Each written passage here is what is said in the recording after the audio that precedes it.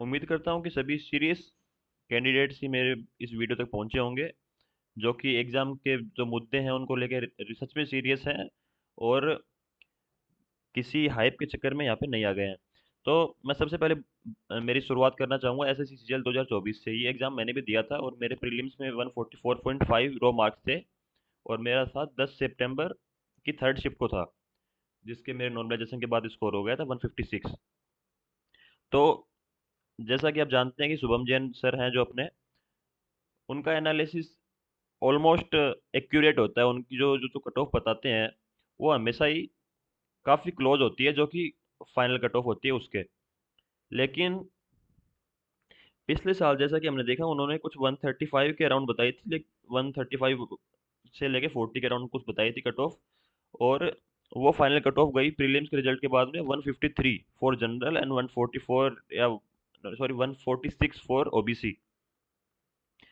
तो उसके बाद में क्या हुआ कि कुछ लोगों का कहना था कि पेपर इजी था इसलिए हुआ, लेकिन आपको समझने की जरूरत है कि पेपर इजी होने से इतना, मतलब पेपर इजी था, नो डाउट इजी था, लेकिन 2023 से कोई बहुत ज़्यादा इजी भी नहीं था। ऑलमोस्ट सेम लेवल पे था, लेकिन 23 में जो कट ऑफ थी उससे भी ज़्यादा गई है, जबकि वैकेंसी उससे डबल थी। तो इससे कुछ लोगों को डाउट हुआ, कुछ लोगों ने वीडियोस भी बनाए, कुछ लोगों ने मुद्दे उठाए, अभिनय सर और ये कुछ स्टूडेंट्स जो हैं सुप्रीम मतलब कोर्ट भी गए और वहाँ से कुछ 1200 के अराउंड स्टूडेंट्स का और मौका मिला उनको मेंस एग्जामिनेशन लिखने का। लेकिन दिक्कत की बात यह है कि एक बार एग्जाम हो जाती है उसके बाद में एक सेक्शन जो रहता है जिसको ऐसा लगता है कि अपना ठीक हो गया, वो फिर एक अलग धड़ा बन जाता है और जो बाकी जो रिमेनिंग स्टूडेंट्स हैं वो एक अलग धड़े में रह जाते हैं। तो उसके बाद में प्रीलिम्स में कोई बहुत ज़्यादा कुछ हुआ नहीं। फिर आता है 18 और 20 जनवरी 2025 को इसका मेंस। मेंस मेरा था 18 जनवरी को और मेरा सेंटर था दिल्ली में, पवन गंगा एजुकेशन सेंटर जो है। फिर हमें टाइपिंग में इनफाइनाइट पेसेज देखने को मिलता है। फिर लोगों ने ग्रीवांसेज डाली अपनी, तो उसके बाद में उन्होंने रिशेड्यूल करके उसको 31 जनवरी को रिशेड्यूल किया उस चीज़ को। यहाँ पे भी स्टूडेंट्स को इतना ज़्यादा इशू नहीं था इसमें कि हो सकता है चलो टेक्निकल एरर है, कुछ हो सकता है। फिर आता है सीजीएल का, सीजीएल मेंस का कट ऑफ एंड रिजल्ट। तो इसमें देखने को मिलता है कि जो मेजोरिटी स्टूडेंट्स हैं वो 18 वाली शिफ्ट में से ही हैं। 20 वाले का हो ही बहुत कम रहा है। 20 में जो 20 तारीख को जिनका एग्जाम था उनमें से बहुत कम का सिलेक्शन हो पा रहा है। इन सब ये जो 2024 की जो बाकी सारी डिटेल्स हैं वो आप सामर्थ्य भाई के यूट्यूब चैनल के ऊपर जाके देख सकते हैं। उन्होंने कोर्ट में केस भी किया हुआ है जो अभी ऑनगोइंग है, और उन्होंने एक एक जो चीज़ है उसको बहुत ही बारीकी से समझाया है। तो आप लोग प्लीज़ उस वीडियोज़ को जाके एक बार देख लीजिए ताकि आपको आइडिया लगे कि क्या क्या अंदर चल रहा होता है। तो फिर यहाँ पे बवाल हुआ कि भाई ये 390 में से 335 कट ऑफ जा रही है, जब 18,000 वैकेंसी है जो कि ऑल टाइम सेकंड हाईएस्ट थी। फिर भी कुछ लोगों का कहना था कि नॉर्मलाइजेशन में नंबर बढ़े हैं।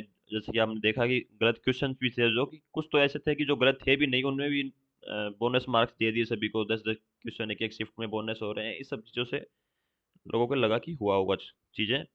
और फिर जब अभिनय सर और कुछ स्टूडेंट्स ने जो कि नॉन सिलेक्टेड थे, उन्होंने इस बात को आगे बढ़ाने की कोशिश शुरू करी, तो जो सिलेक्टेड स्टूडेंट्स थे वो पुलिस में शिकायत कर रहे थे कि ये अभिनय सर हैं जो ये स्टूडेंट्स को भड़का रहे हैं, ये सारी चीज़ें जो कि एज यूजुअल मैंने पहले ही बताया आपको कि होंगी।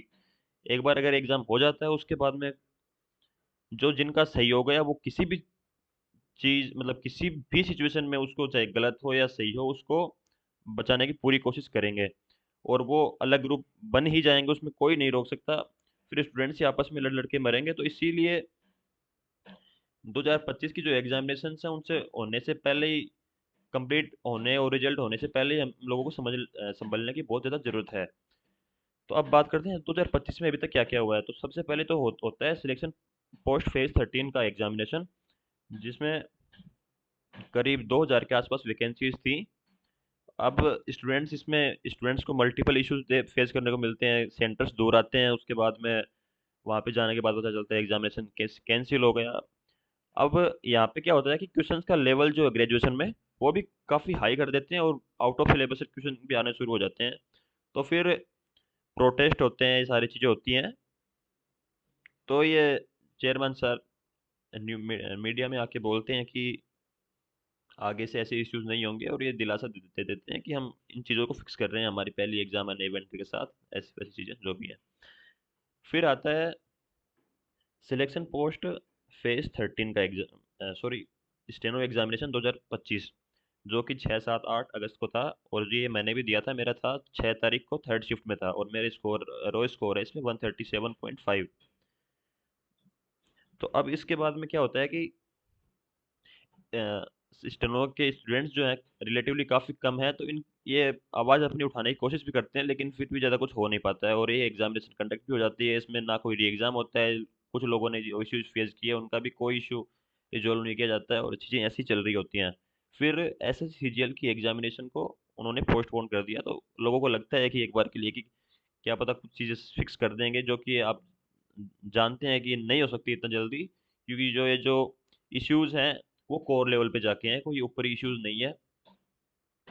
फिर सितंबर में एग्जामिनेशन शुरू होता है, और पहले दिन से ही अब यहाँ पे स्टार्टिंग से ही जो स्टूडेंट्स का बाइफरकेशन देखने को मिलता है, जैसे कि कुछ स्टूडेंट्स हैं जिनका कहना है कि हमें कोई इश्यूज नहीं हुआ।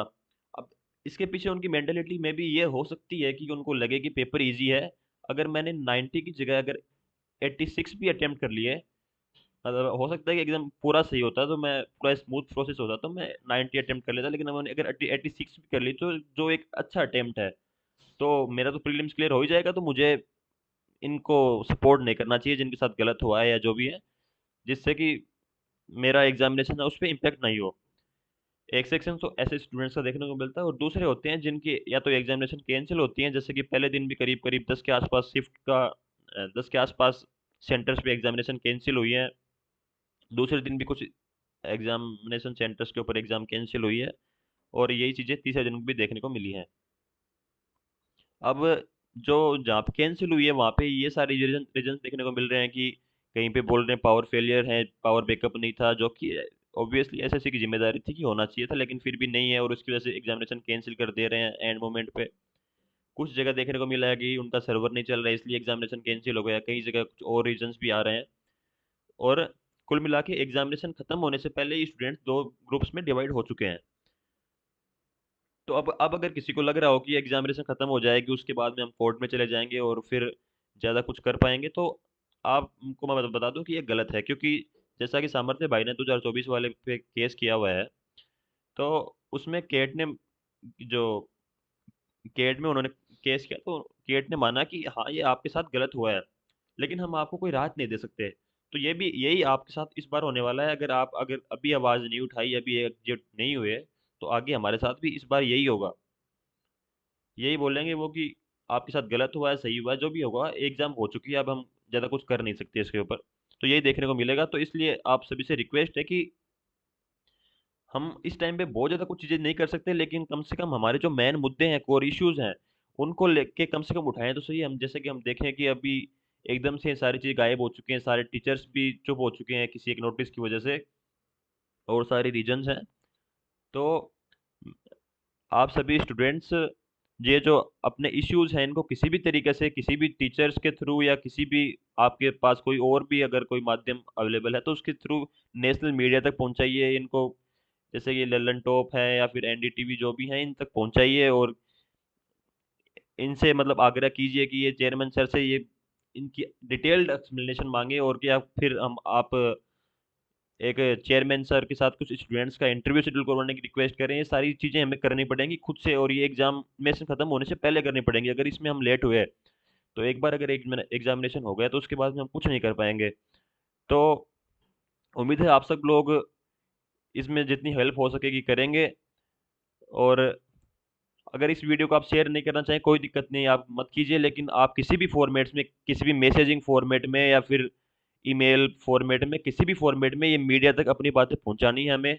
पूरे सभी स्टूडेंट्स को ही नहीं पता है अभी तक तो कि एग्जैक्ट जो इश्यूज हैं क्या, क्योंकि अभी तक लोगों को लग रहा है कि सिर्फ ये प्रीलिम्स में हो रहा है, कोई दिक्कत नहीं, हमारा तो प्रीलिम्स ठीक हुआ है, मेंस में हम ऐसा कर लेंगे वैसा कर लेंगे। लेकिन मेंस में जहाँ पे वो 1.5 लाख लोगों को एक दिन में एक एग्जामिनेशन कराने की बात कर रहे हैं, अगर वो ऐसा हुआ तो फिर आपको ये खेतों में देखने को मिलेंगे सेंटर्स, अभी तो सिर्फ झील में ही मिल रहे हैं।